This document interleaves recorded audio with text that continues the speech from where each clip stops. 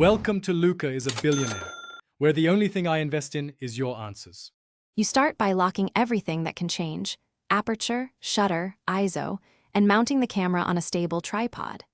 Next, keep the focal length constant and record a controlled focus pull from near to far so you capture the full breathing behavior.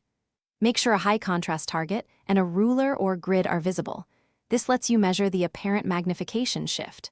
Once done, import the clip to your editing software with the original frame visible for reference. Now measure how the subject size changes across the clip by comparing against the grid, frame by frame if needed. Create a scale curve or place keyframes that inversely match the magnification shift so the subject holds steady in the frame.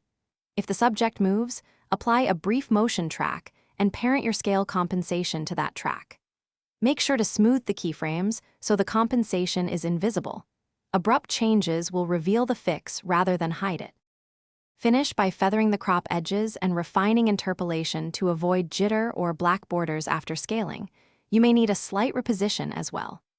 Export a short test and compare to the original to confirm the shot reads natural.